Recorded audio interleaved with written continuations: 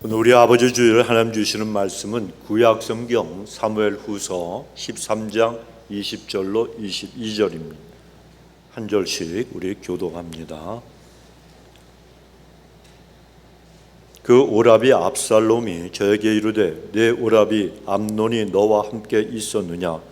그러나 저는 내 오라비니 누이야 시방은 잠잠히 있고 이것으로 인하여 근심하지 말라. 이에 다말이 그 오라비 압살롬의 집에 있어 처량하게 지내니라.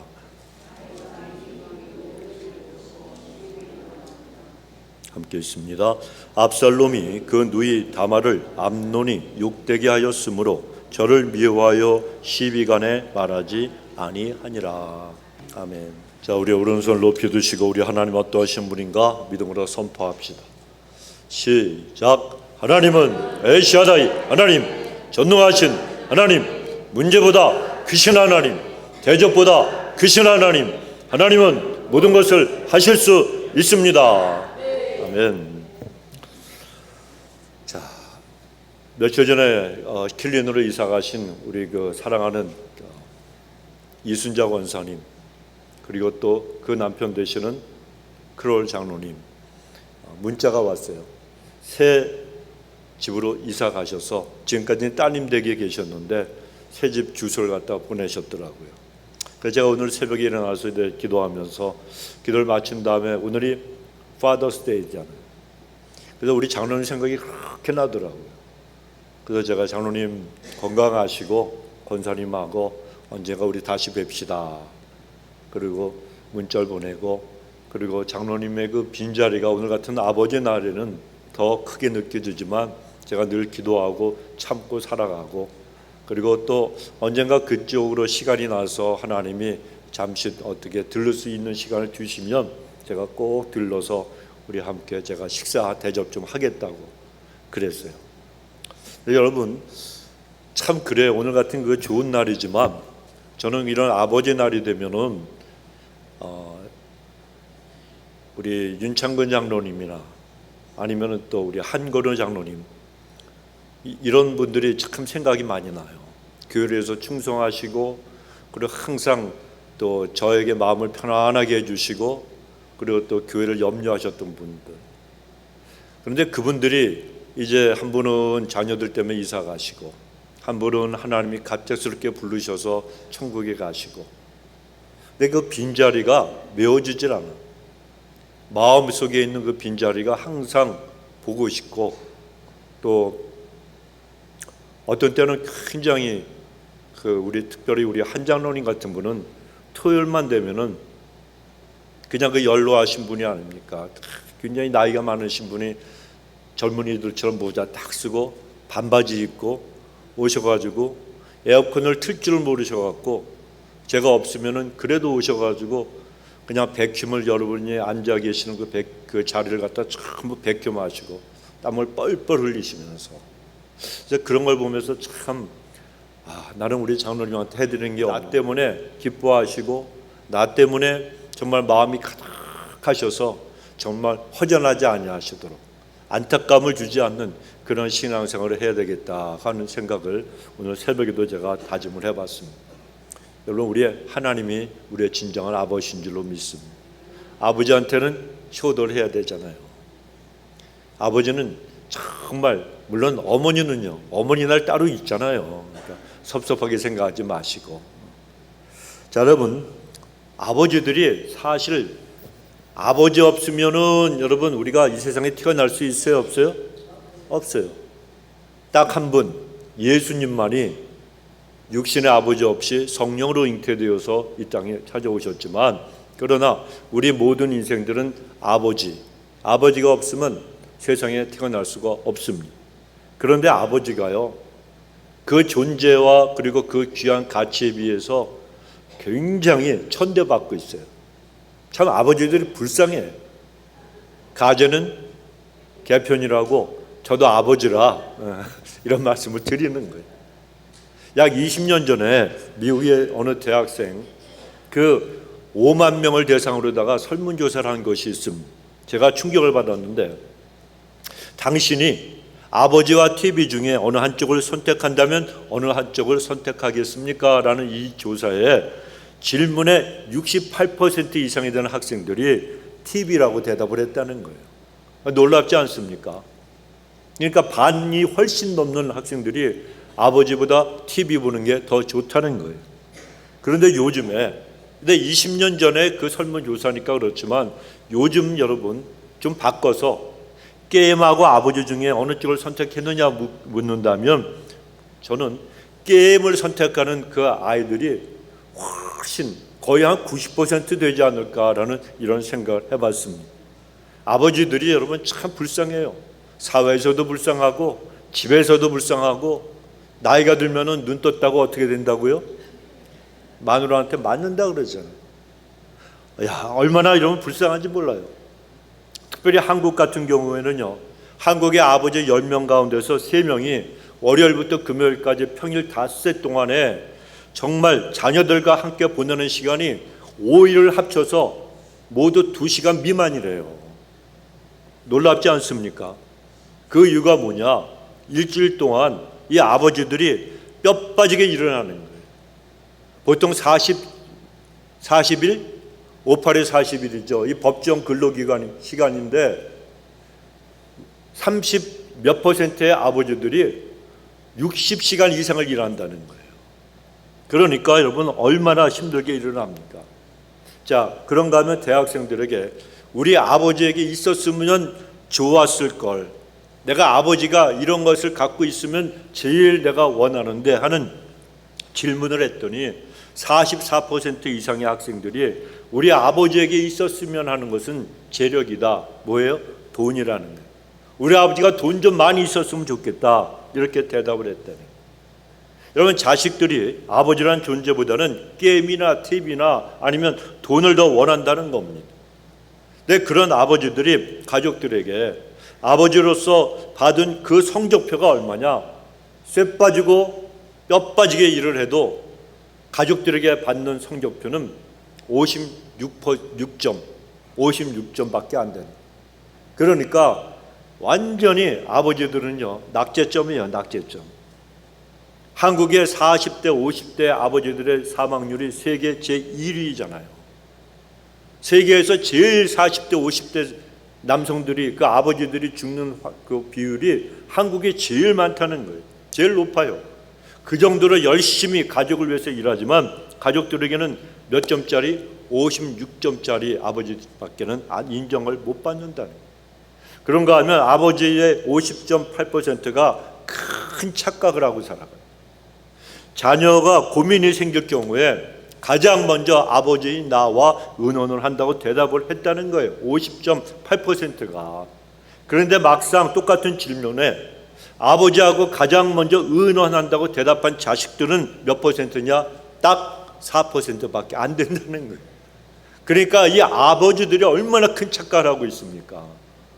자기들은 반이 훨씬 넘는 그런 아버지들이 자녀가 문제가 생기면 제일 먼저 날 찾아와서 상담하고 의논할 거야 그랬는데 정작 자식들은 그렇지 않다는 겁니다. 뿐만 아니라 항상 술에 취해서 늦게 귀가하는 아버지가 며칠 일찍 들어오시니까 너무너무 어색하다고 그렇게 얘기하는 자녀들도 있고, 또 어쩌다가 아버지가 일찍 와서 저녁 식사를 같이 하면 그렇게 식사하는 자리가 가시방석일 수가 없다고 이렇게 얘기하는 자녀들도 많다는 겁니다.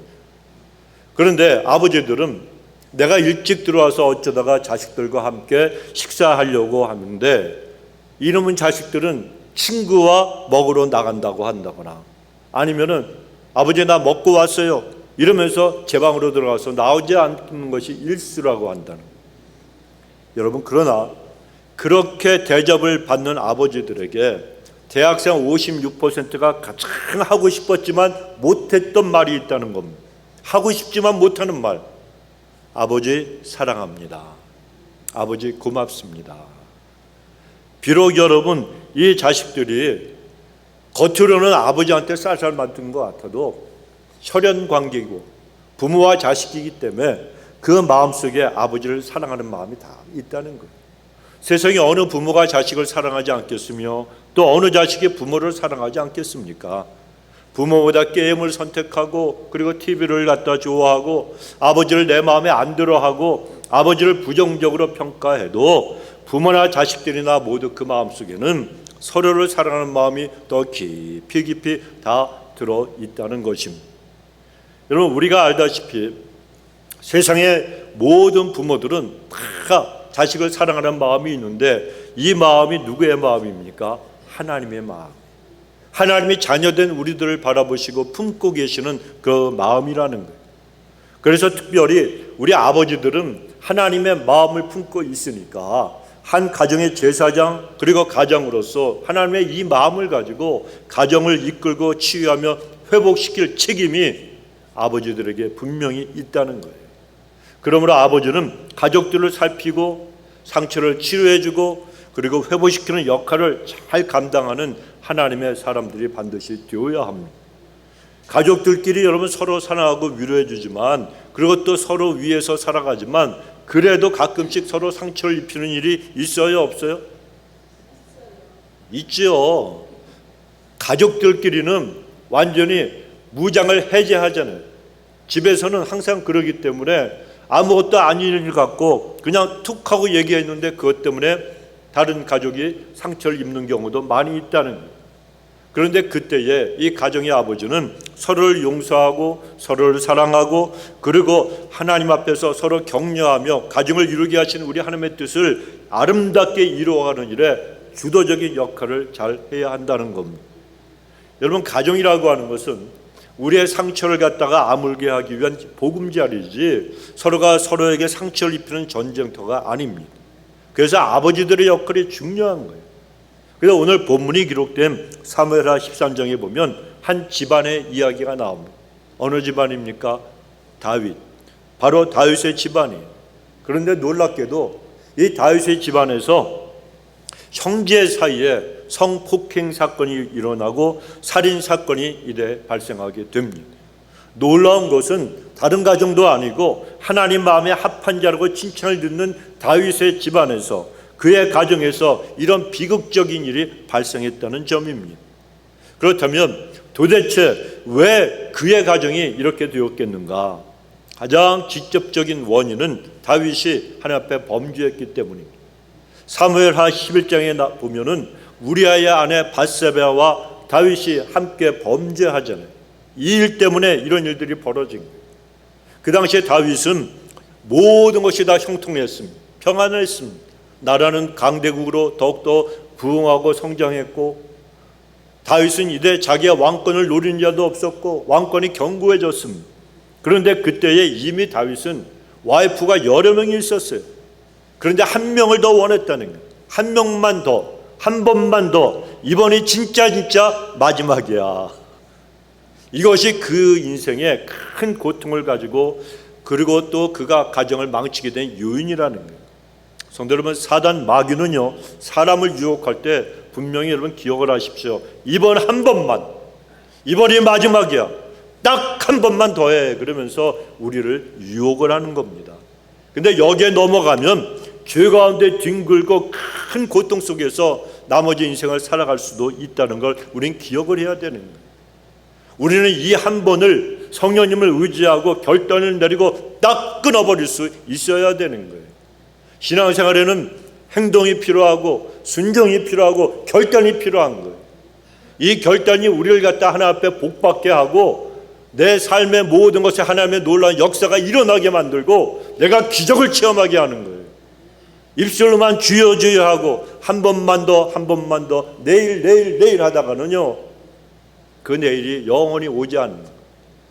그리고 어느 날 갑자기 네 내일은 끝났다, 내일은 맛보지도 못하고 하나님이 데려가신다는 거예요.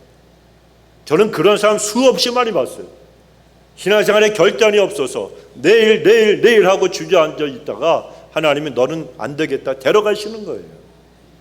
여러분, 그날이 오기 전에 우리는 지금 결단을 하고 지금 하나님 앞에 나오고 지금 하나님을 의지하고 믿음의 사람으로 우리가 살아가야 된다는 거예요. 온갖 유혹과 게으름과 나태함을 다 끊어버리고 주 앞에 나가 하나님의 영광을 위해 살아가는 사람들이 되어야 한다는 겁니다. 그런데 밧세바와 간통죄를 저지른 다음 다윗은 그 일을 은폐하려고 밧세바의 남편인 충신 우리아를 죽이지 않습니까? 아무도 모르는 것 같았어요. 근데 누가 그 일을 보셨습니까? 하나님이 보셨잖아요. 하나님이. 전도서 12장 14절은 분명히 말씀하십니다. 하나님은 모든 행위와 모든 은밀한 일을 선악간에 심판하시리라. 하나님은 이 다윗의 이 무서운 죄를 그냥 넘어가지 않으셨습니다. 아무도 모르는 것 같았습니다. 아무도 보지 못했습니다. 아무도 그를 책망하지 않았습니다. 그런데도 하나님은 그냥 넘어가지 않으셨다는 거예요. 그래서 다윗의 가정에 하나님의 심판이 임해서 이런 불행한 일이 일어나고 만 것입니다. 어느 날 다윗의 아들 중에 암논이라고 하는 아들이 있습니다. 이 아들이 이복 여동생, 어머니가 다른 다말이라고 하는 그 여동생이 너무 아름답고 그리고 이뻤어요. 그러니까 품지 말아야 될 그런 마음을 품고 어느 날 자기 집으로 불러서 이 다말에게 성폭행을 저지릅니다. 이 사실을 알고 다윗이 심히 분노했어요. 네가 어찌 네 이복 동생한테 그럴 수 있느냐, 이렇게 분노했지만 그런데 어떤 조치도 취할 수가 없었다는 거예요. 왜 그렇습니까? 자기는 그 아들보다 더한 행동을 했잖아요. 그러니까 어떻게 자기 입장에서 자식을 갖다가 엄히 벌할 수가 있었겠습니까? 자, 그러자 다말의 친오빠인 이 압살롬이라고 하는 왕자가 한을 품었어요. 아니, 내 여동생을 그렇게 했는데, 그렇게 몹쓸 짓을 했는데 아버지가 가만히 있어? 암논, 이 형은 내가 가만두지 않을 거야. 마음에 2년 동안 계략을 꾸미고 참고 기다리고 한을 품고 있다가 그의 이복형인 암논을 갖다가 결국에는 죽여버리고 맙니다.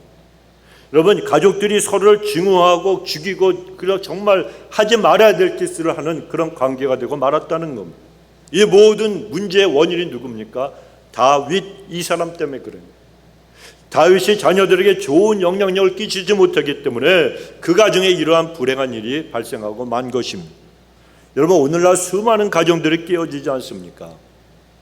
미국이고 한국이고 전 세계 온 나라마다 가정들이 깨어지는 이유는 부모들이 가정에서 통제는 너무 많이 하고 선한 영향력은 너무 적게 끼치고 있기 때문에 그러는 거예요.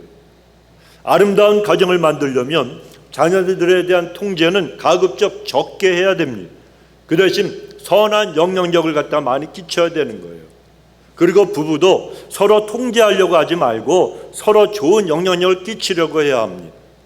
그런데 암논을 죽여서 여동생의 복수를 한 이 다윗의 이 아들인 이 압살롬을 보면 아버지에게 선한 영향을 받지 않고 가정에서 도리어 이런저런 상처를 받고 한이 많은 그런 사람이었습니다. 그래 오늘날 가정들에도 보면 이 압살롬처럼 상처를 받고 한을 품은 사람들이 많이 있습니다. 여러분, 골로새서 3장 21절에 보면 아비들아, 누구? 아비들아, 너희 자녀를 노엽게 하지 말지니 낙심할까 함이라 말씀하시는데, 가정에서 상처받고 노여움을 품고 살아가는 자녀들이 얼마나 많은지 아십니까?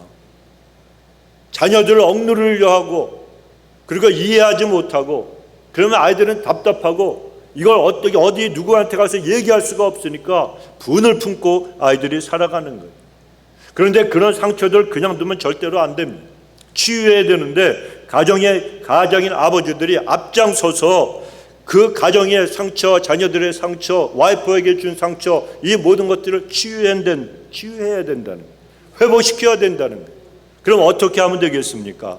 첫째는 가족 간에 서로가 서로 간에 자신이 잘못한 것을 인정하도록 해야 한다는 거예요. 정직하게 고백을 해야 되는 거예요. 정직하게 내가 잘못했다고 정직하게 고백을 할 줄 알아야 됩니다. 여러분, 가족 간에 갈등이 일어날 때 사실은 어떤 한 사람만 일방적으로 잘못하는 경우는 거의 없어요. 각자에게 나름대로 잘못이 있습니다. 그 잘못을 정직하게 인정을 해야 됩니다. 그런 태도가 바로 용기이고 그리고 성숙함이라는 겁니다. 요한복음 5장에 보면 베데스다 연못가에서 38년 된 병자 이야기가 나오지 않습니까? 그 병자에게 주님이 물으셨잖아요. 네가 낫고자 하느냐? 네가 낫고자 하느냐? 여러분, 주님이 물으셨을 때 주님은 우리에게도 똑같은 동일한 질문을 하시는 거예요. 네가 낫고자 하느냐? 네 가정이 낫고자 하느냐? 네 자녀들이 낫고자 하느냐? 네 와이프가 낫고자 하느냐? 여러분, 주님이 그렇게 우리에게 물으실 때 정말 낫고자 하고 가정의 상처가 치유되기를 원하면 우리는 먼저 우리 자신의 잘못을 갖다가 인정할 줄 알아야 된다는 거예요. 그렇지 않고 여러분 그냥 버티고 있으면 치유되고 회복될 희망이 거의 없다는 거예요. 생각해 보십시오. 사람의 몸에 이상이 왔어요. 사람의 몸에 이상이 왔는데도 괜찮아 라고 하면 병을 더 키우는 거예요. 병이 더 커지게 됩니다. 그래, 몸이 이상하면 어디에 가야 됩니까? 첫째, 무당한테 간다. 둘째, 마사지 받으러 간다. 셋째, 침 맞으러 간다. 넷째, 병원에 간다. 병원에 가야죠. 몸이 아프면 병원에 가서 내가 여기가 아프다고 인정을 해야 그때부터 의사가 치료하는 과정이 시작이 된다는 거예요. 가족 내 상처도 마찬가지입니다. 치유받으려면 가족들 자신이 각자가 자기의 잘못을 먼저 인정하고 용서를 빌어야 되는 거예요. 이 일을 누가 해야 됩니까? 가장인 아버지들이 주도하고 정직하게 자백하게 해 주어야 된다는 거예요. 다른 사람들은 다 자기 약점을 알고 볼 수도 있는데 자기만 그 약점과 실수를 갖다가 인정하지 않고 내가 뭘 잘못했다고, 나는 아무 잘못이 없어, 문제가 없다고, 그리고 내가 문제가 아니라 다른 사람의 문제라고 하면 치유받고 회복되는 길은 요원하게 된다는 거예요. 그러나 가족들끼리 먼저 자기 자신의 잘못을 인정하고 사과하면 그때부터 그 가정에 놀라운 치유의 역사가 나타나기 시작을 하는 거예요. 두 번째, 가족들 서로 간에 상처를 입히는 행동은 절대로 그치게 만들어야 합니다. 여러분, 인간관계의 회복을 위해서 가장 중요한 것은 내가 먼저 변화되는 일이에요. 내가 먼저 바뀌면 다 바뀌게 되어 있습니다. 가정 내에서 상처가 생겼으면 아버지는 가족들이 먼저 자기 자신이 고칠 것부터 고치도록 이렇게 요구할 줄 알아야 되는 거예요. 우리가 나 자신부터 고치고 변화되면 상대방도 서서히 변화되기 시작합니다. 보통 남편이나 아내가 배우자의 잘못을 갖다가 꼭 고쳐보겠다고 하는 경우가 있습니까? 없습니까? 있지요. 그냥 그렇게 하면 잘못이 고쳐집니까? 여러분들은 참 완벽한 배우자를 만나셨었나 봐. 절대로 고쳐지기는커녕 배우자에게 상처만 더 입히게 된다는 겁니다. 자녀들에게도 마찬가지입니다. 자녀들이 잘못하거나 실수했을 때 강하게 책망을 하면 부러집니다. 상처만 입게 됩니다. 하지만 온유하고 부드럽게 훈계하면 자녀들 교육에 그것이 훨씬 더 효과적이에요. 어떤 사람은 어렸을 때부터 엄격한 아버지로부터 많이 맞고 자랐다고 합니다. 그러나 매도 어쩌다가 정말 잘못했을 때 들어야지 너무 자주 매를 들면 효과가 없어요. 그런데 그 사람은 아버지와는 반대로 그 어머니는 한 번도 자기를 손찌검한 적이 없었다는 거예요. 그냥 자기 손을 붙들고 엄마가 내가 너를 위해서 얼마나 기도하는데 그러느냐 이렇게 말씀하시는데 어머니가 그러시면 꼼짝도 못하고 어머니 말을 들을 수밖에 없었다고 합니다. 우리도 마찬가지입니다. 우리가 내 와이프든지 아니면 남편이든지 배우자든지 자식이든지 강하게 우격다짐으로 다른 사람으로 바꾸려고 하면 상처가 생기고 그 상처는 또 다른 상처를 부르고 상황을 악화시킬 뿐입니다. 그러므로 가족들은 서로 상처를 주지 않기 위해서 최선을 다하고 상처 주는 행동을 갖다가 멀리 해야 되는, 특별히 사소한 행동으로 인한 상처를 내가 잘 절제하고 컨트롤할 수 있어야 됩니다. 왜냐하면 사소한 일이 커지면 이것 때문에 아무것도 아닌데 문제가 생기고 그리고 가정이 깨지는 경우도 많기 때문에 그렇습니다. 이 조그만 일이 아무것도 아닌데요, 이걸 빨리 진화시키고 풀어버려야지 안 그러면 평생 원수가 되는 거예요. 1880년에서 1890년 사이에 미국의 켄터키와 웨스트 버지니아 경계에 살고 있는 팻필드 그 패밀리 그리고 맥커이 패밀리, 이 두 집안 사이에 있었던 유명한 싸움이 있습니다. 이 두 집안 사이에 어느 날 돼지 한 마리가 이게 누구네 돼지냐 누구네 집 돼지냐 이 문제로 다툼이 일어났는데 그 싸움이 점점 커져서 12년 동안 서로 원수처럼 지내며 싸웠다는 거예요. 1800년대 못 차고 있습니까? 쌍권총 차고 있잖아요. 총질하는 거예요, 서부시대. 그러니까 이 12년 동안 이 사람들이 툭 하면 싸우다가 권총 빼서 그냥 쏘고 서로 총질을 하고, 그러다가 그 싸움으로 인해서 페필드 패밀리에서는 3명, 맥커이 패밀리에서는 7명, 그리고 애꿎은 외부 사람이 구경하다가 2명 총에 맞아서 그들이 죽고 말았다는 거예요. 여러분, 그 양쪽 집안 사람들 그 누구도 돼지 한 마리가 12명이나 되는 사람의 생명보다 더 중요하다고 생각하지는 절대로 않았을 겁니다. 그런데 아무것도 아닌 그 돼지 한 마리 때문에 그냥 욕설을 하고 신경전을 벌이고 미움이 생기고, 그래서 분노와 상처를 잘 조절하지 못했기 때문에 비극적인 일이 일어나고 만 것입니다. 여러분, 가정에서도 마찬가지입니다. 가정에서도 때로는 아주 사소한 말, 그리고 지나가려면 아무것도 아닌 사소한 일에서 큰 싸움이 시작될 수가 있다는 거예요. 특히 부모 자식 간에, 또 부부 간에 잘못된 언어 사용을 우리는 조심하고 주의해야 됩니다. 부모 자식 간이나 부부 사이에도 인격을 무시하는 말을 하면 절대로 안 되는 거예요. 절대로 사람을 인격을 건드리는 말을 하면 안 됩니다. 험한 말을 하면 안 됩니다. 언제나 온화하고 온유한 말, 부드러운 말, 좋은 말만을 사용해야 되고, 또 과거는 흘러갔는데 20년 전에 했던 일을 갖다가 그냥 끄집어내가지고 뒤끝이 아주 장렬을 해. 당신 20년 전에 나한테 이랬잖아. 지나간 일은 얘기할 게 없다는 거예요. 가장 쫌평이고 가장 못 쓸 일이 과거에 당신이 나한테 이랬다고. 나는 기억도 못하는데. 그런 여러분, 지나간 일은 얘기하지 마세요. 그러니까 항상 이 좋은 말을 해야 되는 거예요. 또 옛말에, 우리 한국말에 오는 말이 고와야 가는 말도 곱다 하는 말이 있잖아요. 그렇지만 우리 하나님의 사람들은 곱지 않은 말이 나에게 들려와도 우리는 곱게 말할 수 있어야 되는 거예요. 누가 욕을 한 번 했어. 근데 나는 10번을 해야지 직성이 풀려요, 안 풀려요? 풀리죠.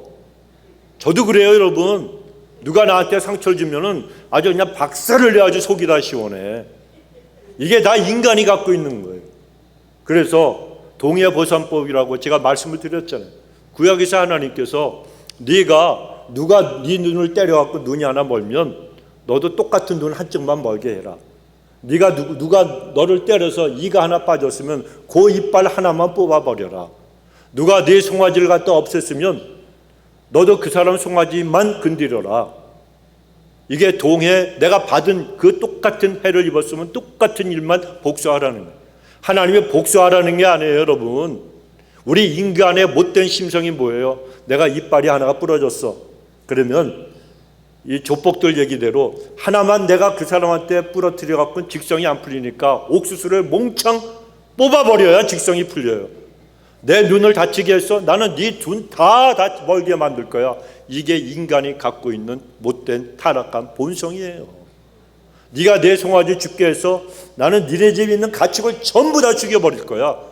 그래야 속이 시원하잖아요. 안 그러신 것 같아. 여러분, 사람이 갖고 있는 그 못된 심성이 그렇다는 거예요. 그래서 하나님이 그렇게 하지 말고 정 복수하고 싶으면 똑같이 네가 당한 만큼만 해라. 그런데 예수님이 오셔서 뭐라 그러셨어요? 원수도 갚아라, 용서하라, 용서하라. 우리는 신약 시대에 살고 있는 사람이기 때문에 나에게 험한 말이 들려와도 나는 좋은 말을 해야 되는 거예요. 이게 바로 하나님을 갖다 제대로 섬기는 사람들의 그러한 그 모습이라는 거예요. 그래서 우리가 미국에 살고 있으니까 어떤 말이 딱 들려올 때 우리는 어느 나라 작구? 미국, 미제 작구로다가 쫙 채워야 되는 거예요. 심호흡을 한번 하면서 막 여기서 불이 올라와도 이게 어렵지만 그러나 우리는 참고, 그리고 정말 내 입에서 좋은 말, 곱게 말하는 말을 우리가 해야 된다는 거예요. 여러분, 하나님은 남에게 상처를 입히지 않으려고 애쓰는 사람을 그 애쓴 만큼, 참는 것만큼 하나님께서 우리에게 상급도 주시고 축복해 주시는 거예요. 참는 걸 잘해야 돼요. 제가 어느 간증을 봤더니 국민학교 선생님인지 중학교 선생님인지 선생님이 칠판에다가 글을 쓰고 있는데 어떤 학생애가 와서 똥침을 갖다가 하나 자기 선생님한테 그렇게 했다는 거예요. 깜짝 놀라갖고 돌아봤대요. 아이들이 전부 놀래가지고. 그런데 그 아이를 딱 보는 순간에 이 아이는 ADHD, 그 집중력 저하 이런 아이란 말이에요. 그걸 알아가지고 이 선생님이 남자 선생님인데 어떻게 하셨는가 하면 너 일로 와. 감히 선생님한테 이렇게 하지 않고 아이들이 전부 반 아이들이 놀래갖고 있는데 선생님이 뭐라 그러냐면 재미있니? 그리고 돌아서서 본격적으로 한 번 더 해볼래? 그랬다는 거예요. 그러니까 그 아이는 조금 이게 머리가 떨어지는 아이인가 봐. 재미있다고 또 한 번 했다는 거예요. 그런데 아이들이 울더래요. 아이들이 막 울더래요. 혼내고 때리고 야단치고 퇴학시켜야 되는데 선생님이 웃으면서 그렇게 하니까 어떤 아이가 일기에 그렇게 썼대요. 애들이 일기 숙제를 내잖아요. 근데 나는 오늘 선생님에게서 예수님을 보았습니다. 예수님을 보았습니다. 그래서 그때 그 아이들이요 거의 다 예수님을 믿게 되었다는, 교회 다니는 아이들이 그렇게 많게 되었다는. 여러분 우리에게 정말 아프게 하고 손이 아니라 아니면 칼로 빗으로 내 가슴을 찢는 사람들 있어요 없어요? 숱하게 많이 있잖아요. 믿었던 사람. 그래서 오죽하면은 믿는 도끼에 발등 찍히잖아요. 아마 여러분 발 보시면 아마 발등 찍혀가지고 발가락도 남아있지 않는 분들도 수없이 많이 있을 게요. 그래도 뭐 하라고요? 좋은 말로 대해주라는. 그게 예수님 앞에서 큰 상을 받는 거예요. 너 이랬어? 나도 이래. 이러면서 그냥 싸우자고 덤비면 말짱 꽝. 여러분 멸관, 하나님께서 주시는 상급 이거는요 우리가 참는 거, 참지 못하는 걸 참는 거, 순종하지 못하는데 순종하는 거, 이게 진짜 여러분 열매고 이게 하나님 앞에 멸류관이 되는 거지. 입술로만요 뭐 암만 떠들어봤자 소용없다는 거예요. 그래 여러분이 참으려고 애쓰는 것만큼 하나님께서 축복해 주신다는 걸 꼭 기억을 하시기 바랍니다. 세 번째는 아버지들이 가족들의 마음을 열고 상대방을 받아들이도록 해야 줘야 되는 거예요.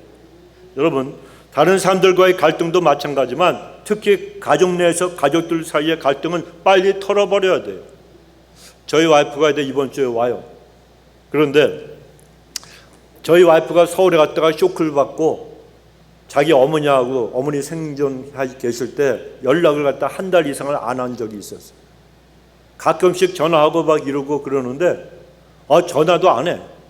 그래갖고 당신 왜 장모님한테 연락도 안 해? 그랬더니 뭐 바빠서 그래요 뭐 이러더니 제가 알고 봤더니 장인어른한테 화가 난 거예요. 우리 장인어른이 그 돌아가시기 전에 이씨잖아요. 이씨 문 중에 자기 손주 손녀들을 대학 장학금을 갖다가 다 준비해 놓고 종중에서 주는 그것도 있고 그래서 차곡차곡 손주들 대학 등록금을 갖다가 준비해 놓으시고 계셨대요. 그런데 어느 날 아버님이 우리 집사람한테 서울에 갔는데 저기 방에 가갖고 책상 서랍에 뭐가 있으면 좀 갖고 와라 그랬대요. 그랬더니 이 사람이 가가지고 열었는데 거기에 통장들이 있는데 보니까 뭐 이준호 뭐 누구 손주 아이들 이름이 쭉 있는 거야. 다 이씨야. 그러니까 이 사람이 나중에 물어봤대요. 아버지 왜 우리 노사모의 건 없어요? 했더니 걔는 노시잖니. 그러면서 걔 할아버지가 오직 다 준비해 놓으셨으려고. 그러면서 너는 출가위원이잖아. 그러시더라는 거야. 이 사람이 그냥 벌러 넘어지면 쇼크를 받아갖고 딸이 하나라 얼마나 아버지가 애지중지했는지 몰라요. 이 사람 곱게 자랐어. 그런데 너무너무 쇼크를 받은 거야. 아버지가 내 새끼를 갖다가 이렇게 차별을 해? 돌아와가지고 연락도 안 해. 근데 저는 그런 꼴을 못 봐요. 그래가지고 제가 전화했어요. 장모님한테. 장모님 잘 계셨죠? 그러면 이제 모른 척하고 그러니까 뭐 목사님 오래간만이에요. 막 이러고 얘기하다가 내가 전화기를 들고 갖고 우리 집사람한테 여보 이거 어머니야 바꿔줬더니 전화로 받아야지 어떻게. 그래가지고 풀어진 거예요. 여러분, 아버지들은요 이런 일을 해야 돼요. 여러분, 가정에서 가족들끼리 문제가 생기고 할 때도 지혜롭게 해야 하지, 이걸 꽁 하고 갖고 있는데 이걸 모른 척하면 영적으로도 기도가 안 되고 하나님 앞에 이런 축복받는 길도 막히는 거예요. 그러니까 사람은 하나님 앞에서 상대방을 다 받아들여야 되는 거예요. 그래서 내가 먼저 화해를 위해서 손을 내미는 용기가 있어야 되고, 또 화해를 내가 먼저 잘 받아들일 수 있는 너그러움도 있어야 되는 거예요. 예수 믿는 사람들은요 마음이 넉넉해야 돼요. 여유가 있어야 되고 마음이 너그러워야 되는 거예요. 남이 화해를 요청할 때 마음을 닫고 있으면 그 화해의 싹을 싹 하고 자르는 것이 되고, 그런 마음과 행동은 하나님 아버지 앞에서 큰 죄를 갖다 범하는 거예요. 사랑하고 용서하고 화해하라고 그렇게 살라고 말씀하시는데, 내가 나의 말에 순종하지 않고 담을 쌓고 살아? 그럼 나도 너와 담을 쌓으리라. 하나님이 담을 쌓아버리시는 거예요. 여러분, 성경에 말씀하시죠. 예수님 말씀하셨잖아요. 네가 이 땅에서 풀면 하늘에서도 풀릴 것이요, 이 땅에서 매이면 하늘에서도 매일 것이라. 이건 기도에 관한 말씀이지만 축복도 마찬가지라는 거예요.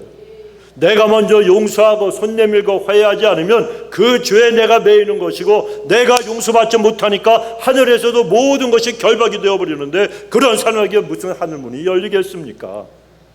우리는 내 감정대로 살아가는 사람들이 절대로 아닙니다. 말씀대로 살아가야 하는 사람들이 예수 믿는 사람들이에요. 여러분, 아무리 상대가 큰 실수를 하고 잘못을 많이 저질렀다고 해도 화해를 받아들이지 않는 마음은 그보다 더 잘못된 그런 마음이라는 것입니다. 그러므로 우리는 언제나 서로 기꺼이 용서하고 기꺼이 용서를 받아야 되는 거예요. 에베소 4장 32절, 서로 인자하게 하며 불쌍히 여기며 서로 용서하기를 하나님이 그리스도 안에서 너희를 용서하신 것 같이 하라고 말씀하시잖아요. 하나님이 우리를 용서해 주셨는데 그럼 우리도 용서하라는 거예요. 내가 뭔데 여러분, 하나님이 용서하신 사람을 그저 용서하지 못하고 마음에 꽁 하고 살아갑니까? 이건 큰 범죄예요. 하나님이 그 사람 용서 안 해요. 여러분, 이건 간단한 진리지만 많은 사람들이 놓치고 살아가요. 여러분, 우리는 하나님이 너희를 불쌍히 여기고 용서하신 것처럼 너도 용서하라고. 여러분, 이 말씀처럼 우리는 서로 불쌍히 여기고 갈등을 풀려고 애써야 되는 거예요. 여러분, 주변 사람들 보세요. 불쌍하지 않습니까? 안 불쌍하세요? 나만 불쌍해요? 인생은 다 불쌍한 거예요. 여러분, 사람은 다 불쌍해요. 제일 불쌍한 사람들은 지옥에 가는 사람들. 그러나 그런 사람들까지 다 포함해서 모든 예수 믿는 사람들도 보세요. 하루하루 늙어가잖아요. 죽음을 향해 가는 거예요. 암 환자만 죽는 게 아니에요. 여러분, 우리 모두 다 죽어가고 있어요. 여러분, 내일 모레만 하나님의 심판대 앞에 서야 되는데 모르고 이 땅의 것만 붙들고 살아가다가 어느 날 눈 떴더니 하나님이 자, 우리 심판받자 이러신단 말이에요. 인생은 다 불쌍해요. 다 아파. 몸도 아프고요, 마음도 아프고요. 마음 상하는 일은 또 얼마나 많이 있습니다. 아무리 여러분 화장품을 바르고 그리고 머리를 염색하고 그리고 안 아픈 척하고 그리고 이 좋은 옷들을 입고 있어도 인생은 다 거기서 거기 불쌍한 거예요. 불쌍한 거. 다 힘들어요. 다 힘들고. 인생 여러분 편하게 사는 사람 누가 있어요? 없어요. 전부 다 문제 때문에 고통당하고 아픈 거예요. 그런데 갈등을 갖다가 풀고 살아야 되는데 꽁하고 있으면 그 관계가 더 악화되고 언젠가는 그것이 내 삶 전체를 불태워버리고 망치게 되고 만다는 거예요. 어떤 사람이 캐나다의 한 스테이트 내셔널 파크에 놀러를 갔어요. 그곳에 호수가 있는데 호수 한가운데 조그만 섬이 있는데 카누를 타고 그곳으로 갔습니다. 건너가서 이제 도착을 해서 보니까 그 공원 관리인들이 미친 듯이 땅에 큰 구멍들을 파고 호수에 물을 갖다가 계속 길어다가 붓고 있습니다. 아니 도대체 왜 그러냐 그랬더니 자기들이 불을 끄고 있대요. 그 말을 듣고 아무리 둘러봐도 불길이 전혀 보이지가 않아요. 아니 어디에서 불이 났습니까? 라고 물어봤더니 땅 아래에 있는 나무 뿌리에 불이 붙어서 지금 타고 있다는 겁니다. 어떤 캠핑하는 사람들이 땅의 표면 가까이에 나무 뿌리가 있는 곳에서 캠프 파이어를 했는데 그 불이 땅 아래에 있는 그 나무 뿌리에 붙어서 지금 땅 지표면 밑에서 몇몇 나무들에게 계속해서 지금 불이 옮겨 붙고 있다는 거예요.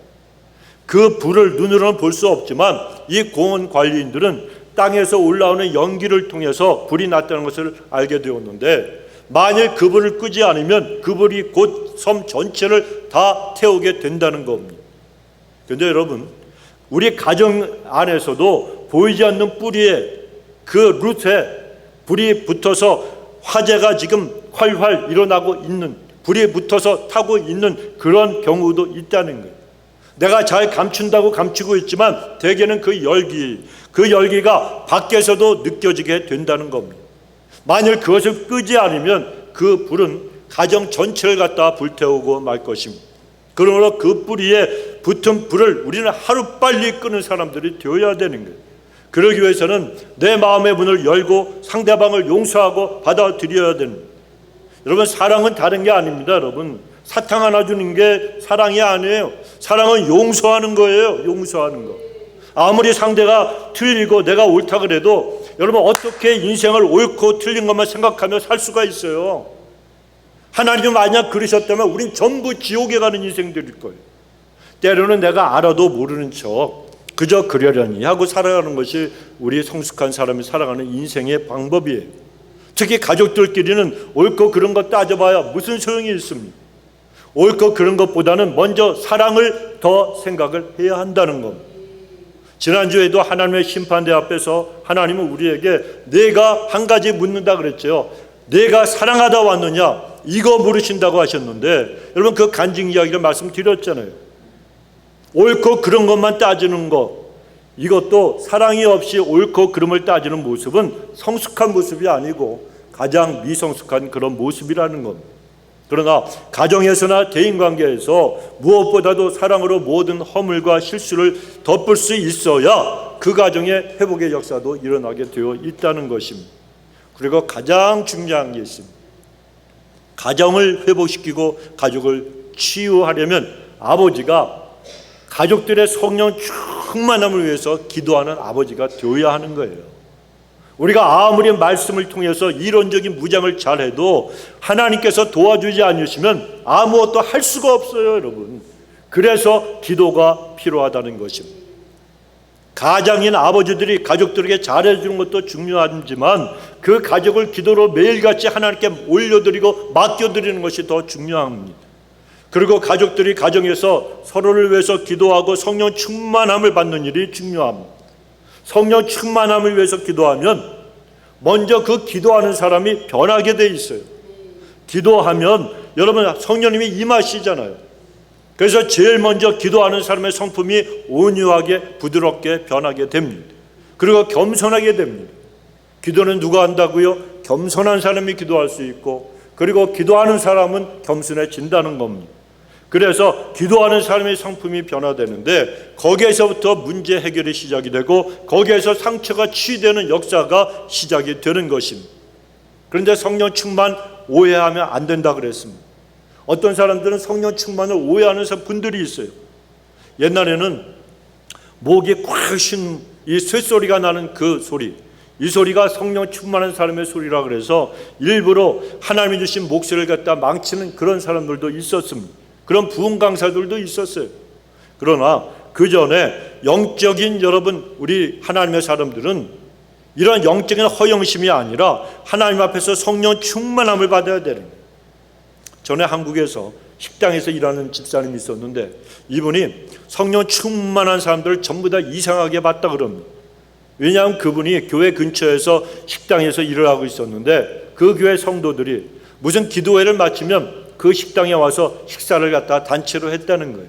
그런데 식당에 들어와서 하는 얘기가 오늘 참 은혜 받았어, 은혜가 충만했어, 성령 충만함을 받았어, 그러면서 성령 충만함 받았다고 좋아하고 자랑하는데 식당에 15명이 와서는 음식을 10명분만 시킨다는 거예요. 또 큰 소리로 식사 기도를 한다는 거예요. 맛있는 음식 주셔서 감사합니다. 이 음식 들면서 우리가 건강하게 하여 주옵소서. 예수님의 이름으로 기도합니다. 아주 크게, 성령 충만함 받고 왔으니까 얼마나 기도를 크게 했겠습니까? 그리고 그 식사 기도를 마친 다음에는 식사하다가 계속해서 밑반찬을 갖다 더 달라 그러고, 그것이 원가보다 더 많다는 거예요. 더 많이 먹어치우는 성령 충만함이 아니고 먹성 충만한 그런 사람들을 보면서 그분이 주님, 저는 성령을 주셔도 충만하게는 주지 마세요 라고 기도했다고 하는 거예요. 그런가 하면은 어떤 사람은 입에서 나오는 말마다 주님, 주님 이걸 입에 달고 살아요. 이 말이 안 들어가는 말이 없을 정도로 신앙이 좋은 사람 같습니다. 그런데 얼마나 많은 사람들이 그 사람의 말에 상처를 입는지 몰라요. 그런데 정작 본인은 남에게 말로 상처를 입혀놓고서는 나는 예수 믿는 사람이야, 그러니까 나는 뒤끝이 없어, 그런다는 거예요. 그러나 자기야 남에게 상처를 입혔으니까 속이 시원하니까 뒤끝이 없겠지만, 그러나 여러분 상처를 입은 사람은 뒤끝이 얼마나 많이 남겠습니까? 그러니 그런 사람들을 보면서 주위 사람들이 머리를 흔들고, 그리고 심지어는 가족들조차 외면하는 그런 사람들도 있다는 거예요. 그러나 여러분, 성령 충만한 것은 그런 것이 아니에요. 성령 충만함의 가장 큰 특징 중에 하나는 인간관계가 아름답게 되는 거예요. 인간관계가 하나님의 뜻을 실천하면서 부부관계가 좋아지고, 직장에서도 상하 관계를 갖다 잘하고, 고부관계, 친구관계, 교회 내에서 서로 성도 간의 관계도 잘하는 것이 성령 충만한 사람의 가장 큰 증거가 된다는 거예요. 그래서 성령 충만은 어떤 은사가 있느냐가 아니고 내 인간관계가 아름다우냐, 이걸 보면 알 수가 있다는 거예요. 자동차에 여러분 약 2만 개의 부품이 있다고 그러지 않습니까? 대부분이 다 쇳덩어리예요. 그래도 아무 마찰 없이 굴러갑니다. 그 이유는 윤활유, 이 기름 때문에 그런 거예요. 성령 충만함이 우리에게는 윤활유와 같습니다. 가정이든 교회든 직장이든 아무리 개성이 강한 사람들이 모여 있어도 성령 충만하면 아무리 힘든 그런 인간관계 속에서도 아름다운 관계가 얼마든지 가능해진다는 겁니다. 문제는 성령 충만하느냐 아느냐, 이것이 문제입니다. 그래 가정에서 가장되는 아버지들이 기도함으로, 그리고 가족들을 기도하도록 잘 인도함으로 온 가족이 다 성령 충만하게 되면 가정의 모든 상처는 급속하게 치유가 될 것입니다. 오늘 아버지 주일을 맞이해서 우리 모든 아버지들이 가족을 위해서 사랑과 헌신을 다짐하시고, 가족들이 서로 간의 잘못을 먼저 고백하고 상처 입히는 행동을 중지하고 마음을 열고 상대를 받아들일 수 있도록, 그리고 기도로 성령 충만함을 받도록 여러분이 가족을 잘 인도하셔서 여러분의 모든 가정에 그 모든 상처들이 치유되고 회복되는 귀한 역사가 있게 되시길 예수님의 이름으로 축원합니다. 기도합시다. 좋으신 우리 하나님, 오늘 2026년 아버지 주일을 맞이해서 하나님 저들에게 귀한 말씀 주시니 감사합니다. 하나님, 우리 아버지들도 많은 상처가 있고, 또 아버지 우리의 자녀들도, 우리의 아내들도, 또 아버지 모든 아버지와는 우리가 대하는 인간관계 속에서도 갈등과 분열과 아픔과 상처가 없는 사람이 없사온데, 인생의 무거운 짐을 살다가 너무 버거워서 쓰러지고 아버지 원망하고 불평하며 갈등을 조장하는 일들도 얼마나 많습니까? 그러나 하나님, 오늘 다시 한번 저희들에게 일어나라고, 세상의 모든 아버지들이 정말 가족을 위해서 기도하는 아버지가 되라고 오늘 우리에게 말씀하신 줄로 믿사오니, 하나님 저희들을 붙들어 주시고, 특별히 아버지 하나님 가족을 위해서 아버지 살아가는 귀한 아버지들 하나님 앞에 올려드리기 원합니다. 지금까지 인생을 살아오면서 수많은 일을 겪고, 그리고 많은 아픔과 또한 상처도 있고, 그래서 하나님 누구도 치유할 수 없고, 그러나 남자이기 때문에 누구에게 속 시원히가 아픔들을 토로할 수도 없어도 하나님 그 모든 눈물과 아픔을 보고 계신 줄로 믿습니다. 우리 아버지들을 하나님 치유하여 주시고, 하나님 아버지들을 축복하여 주셔서 큰 믿음의 용사로 세워주심에 저들의 기도로 가족이 평안하고 가정이 형통한 귀한 역사들이 있게 하시고, 온 가족과 가정이 회복되는 놀라운 축복이 임하게 하여 주옵소서. 감사드리오며 예수님의 이름으로 기도드리옵나이다. 아멘.